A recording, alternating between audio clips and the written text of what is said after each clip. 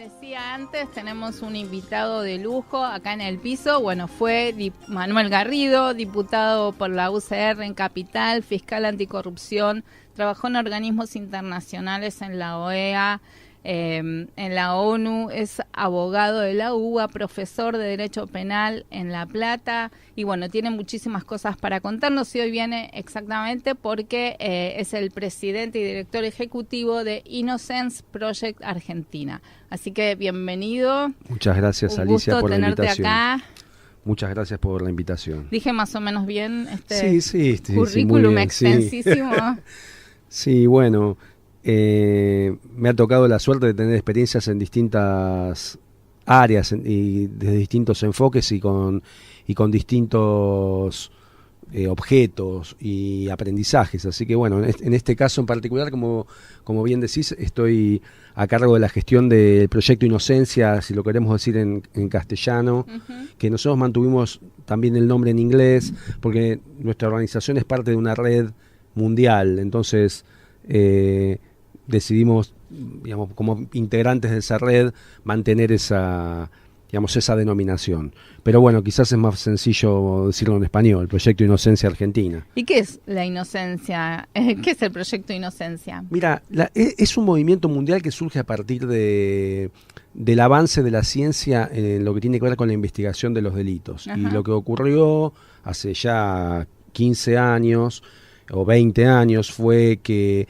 con los avances en el examen de ADN, muchos casos que en Estados Unidos habían dado lugar a condenas, volviendo a examinar la prueba con el examen de ADN, se demostró que se había condenado a personas que no eran los reales autores de esos delitos. Inocentes, de ahí viene, claro, entonces, el nombre. Y a partir de ahí, en distintas universidades, primero de Estados Unidos y luego con organizaciones en todo el mundo, estas organizaciones, entre las cuales está la nuestra en Argentina, se dedican a trabajar y promover la revisión de casos en los cuales ha habido condenas erróneas. Es dramático, ¿no? O sea, personas inocentes que, bueno, yo sé que tuvieron como base o inspiración para la creación de esta organización el caso de Fernando Carrera. Sí, claro. La organización acá en Argentina surge a partir del caso Carrera, exactamente de la iniciativa de Enrique Piñeiro, el cineasta. Uh-huh. Él filmó una película sobre el caso Carrera, el Ratty Horror Show, y donde reveló, digamos, los errores y arbitrariedades que habían tenido lugar en ese caso.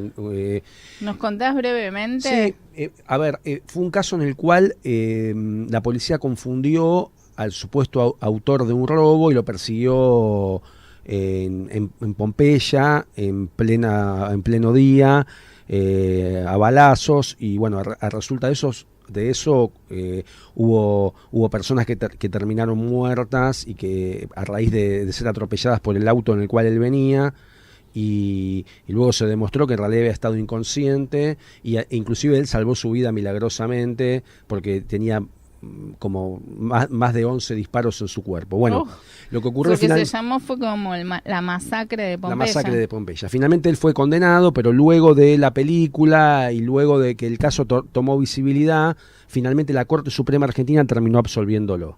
Pero se comió 9 años. Sí. 11, ¿no? Digamos, no me acuerdo exactamente, pero sí, digamos, por lo menos 8 años de prisión él estuvo preso.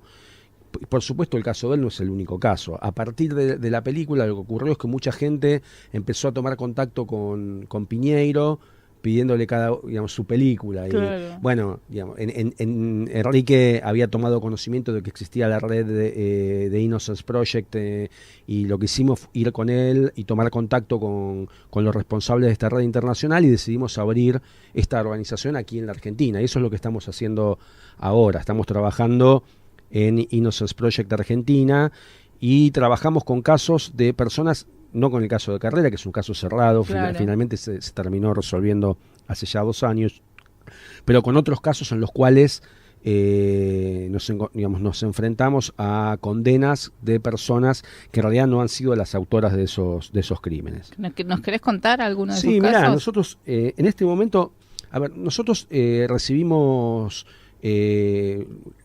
comunicaciones, ya sea de los propios condenados, de su familia o de los abogados,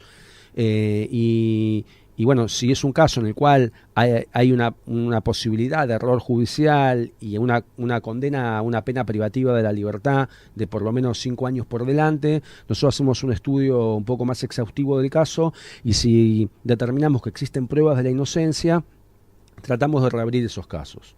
Digamos, no, en este momento te diría que más o menos estamos recibiendo alrededor de 100 pedidos por año, pero bueno, de esos 100 pedidos que recibimos, los casos en donde se puede demostrar la inocencia son un porcentaje de... Claro, debe haber algunos casos falsos también. Sí, sí, digamos, falsos o que no tenemos prueba para demostrar la inocencia. Muchas veces nos pasa que vemos que ha habido digamos, irregularidades en el proceso o que faltan pruebas, pero el problema es obtener una prueba que permita una revisión del caso y demostrar esa inocencia, porque nosotros básicamente nos ocupamos de litigar aportando nuevas pruebas.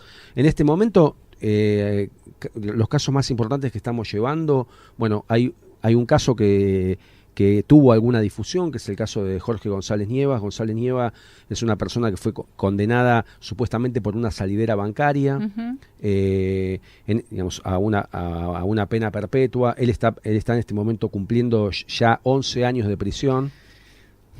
Y lamentablemente nosotros en este momento está a estudio de la Corte Suprema de Justicia. Jorge González Nievas supuestamente fue condenado por el reconocimiento que hizo un albañil que estaba trabajando enfrente del lugar donde dispararon contra la víctima. Supuestamente ese albañil había reconocido a él como el autor. Nosotros fuimos a entrevistar al albañil y claramente filmar, digamos, bajo un registro fílmico y ante un escribano público, el albañil dijo que González Nievas no es la persona que reconoció a otra persona de otras características fisonómicas y que no es González Nievas la persona que disparó. Sin embargo, González Nievas ha sido condenado por la justicia, está preso hace 11 años y la Corte Suprema tiene a estudio su caso hace casi 3 años ya. Bueno, nosotros estamos tratando de que ese caso se revise, ya sea con esa decisión de la Corte o con un recurso de revisión. No se lo abren porque le dicen que hasta que no quede firme la condena no pueden admitir nuevas pruebas. Nosotros entre las pruebas que tenemos otras además. ¿No tiene condena firme? No, porque bueno, esa es otra diferencia entre la Argentina y Estados Unidos, que aquí pueden pasar, como en este caso, 11 años o más, porque estuvo un tiempo también en libertad. O sea, este caso ya tiene 13 años y todavía la condena no está firme. Con lo cual, digamos, el problema es mucho más serio, porque tenés una pluralidad de abusos o de violaciones de derechos por parte de la justicia. Porque, por un lado, están encarceladas, digamos, hay cárcel para una persona antes de que efectivamente la condena esté firme. Y segundo, que es muy difícil, por el tiempo que lleva el proceso, lograr incorporar estas pruebas que en realidad las debió haber producido la justicia hace 11 años. Y en realidad nosotros lo que hacemos es una tarea investigativa que la debió en su momento haber hecho la justicia. Sí, pensaba que es casi de detectives, que tu experiencia como fiscal debe ser fundamental para este trabajo, esta organización. Mira, te digo que es un trabajo apasionante. Por un lado porque te enfrentás al costado más oscuro, ¿no? O más dañino que puede provocar un sistema judicial que no funciona adecuadamente. Perverso. A la vez es apasionante desde el punto de vista que vos estás mencionando, porque digamos, supone una tarea investigativa, supone también ponerse a estudiar un montón de cosas que tienen que ver con criminalística, medicina forense, avanzar sobre la evolución tecnológica y científica que existe hoy sobre los medios de prueba. Impresionante. Que en realidad nosotros, mira, nuestra organización tiene 3 patas. Por un lado, la defensa de personas que son inocentes y que han sido condenadas por error. Pero además nosotros trabajamos con estudiantes, o sea, también hay una pata educativa de nuestra organización, porque no es que el trabajo lo realiza un equipo de abogados, sino que además esa investigación que hacemos y esa actividad de litigio la hacemos con estudiantes. O sea que también lo que estamos tratando de generar un perfil de abogado que digamos, que vaya al terreno a investigar los casos, lo cual, digamos, un perfil que no responda a ese tradicional perfil del abogado como alguien sentado en su escritorio, al que le vienen las cosas, sino que vaya a los lugares de todo tipo a buscar esa prueba.